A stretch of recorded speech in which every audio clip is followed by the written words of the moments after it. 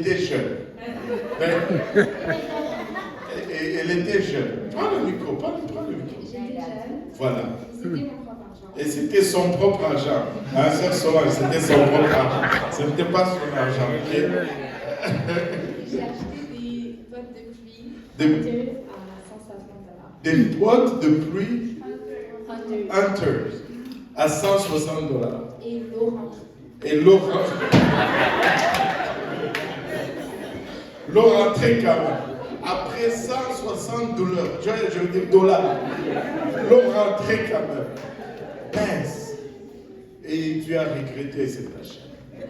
Aïe, aïe, aïe, aïe. Qui a déjà fait un autre achat, tu sais, tu t'es dit, mais qu'est-ce qui m'avait pris même?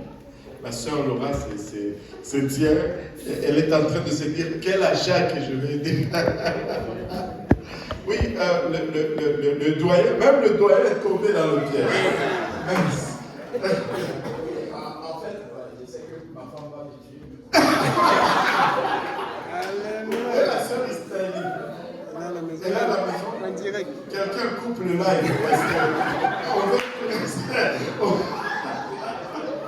on veut que le doyen reste en vie, ok?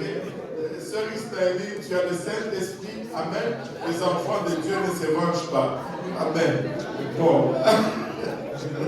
Oui, doyen. C'était l'été, je pense que l'été passé, l'été je suis passé, j'ai acheté un climatiseur pour la maison, près de $700. Et finalement, ça devient 7. Un climatiseur à $700 qui ne climatise pas. Et elle ne sait pas que tu as payé $700. Elle le sait. Bon.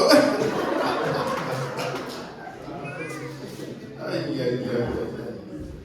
Mais $700 pour un climatiseur.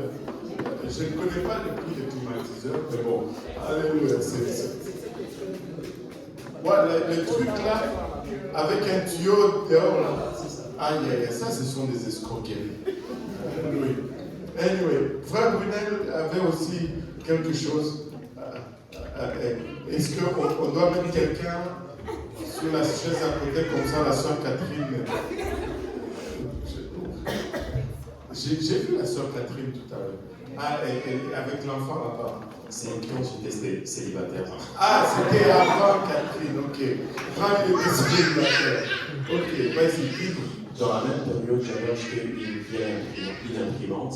La description n'était pas bonne en fait. La description qui était écrite, et quand je l'ai évaluée à la maison, c'était pas du tout ça en fait. C'était autour de $200.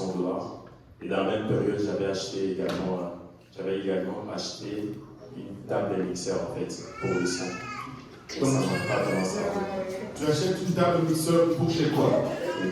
Ah, il faut être passionné de la musique. C'est que, en tout cas, je ne veux pas chercher à comprendre. Et il a acheté. Moi, je pensais que les tables mixeurs, c'est pour les lieux publics où il y a plusieurs. Bon, c'était un achat qu'il regrette. Ouais. Alléluia. Est-ce qu'il y a un dernier achat? Qui est brave ici pour nous exposer à sa bêtise de finances?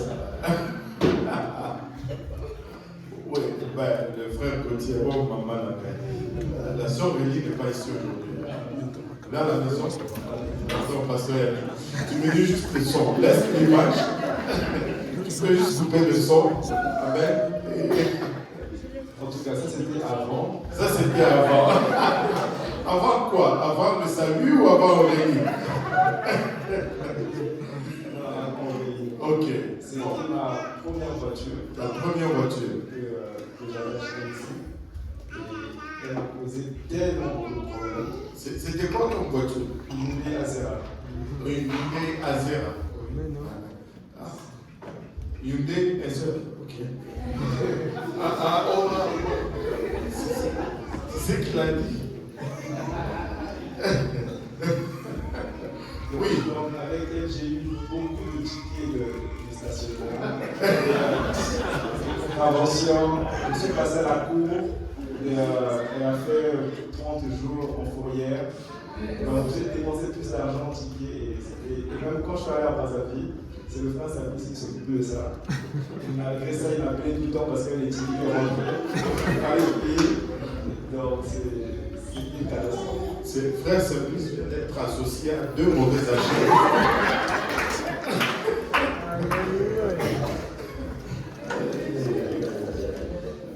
Aide-nous, Seigneur.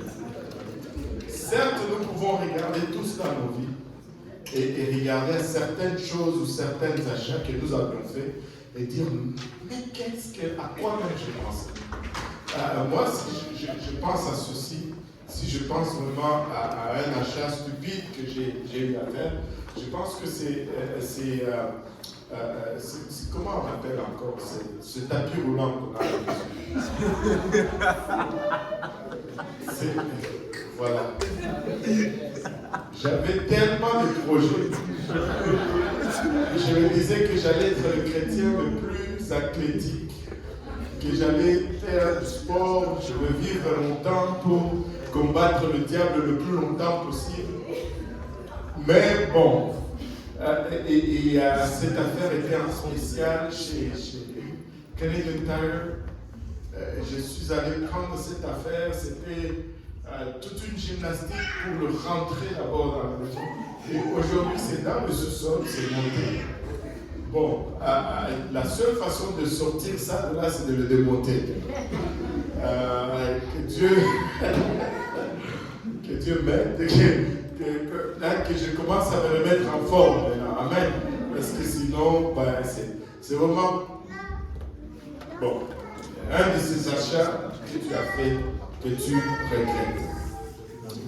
Bon, regardez, l'une des choses vraiment que nous aimons dans la Bible, c'est que la Bible, c'est vraiment un guide pratique. Comment on dit pratique? La Bible n'est pas seulement une série d'histoires. La Bible, c'est vraiment un guide pratique pour la vie de tous les jours. Amen. Et parce qu'elle nous guide à travers les réalités de la vie, elle a beaucoup à dire sur l'argent. La Bible parle beaucoup de l'argent. Savez-vous que la Bible parle plus de l'argent que du ciel? C'est choquant. Alléluia. En effet, en ce qui concerne les choses auxquelles nous sommes confrontés, elle en dit plus sur l'argent que sur tout autre sujet, à l'exception de l'amour.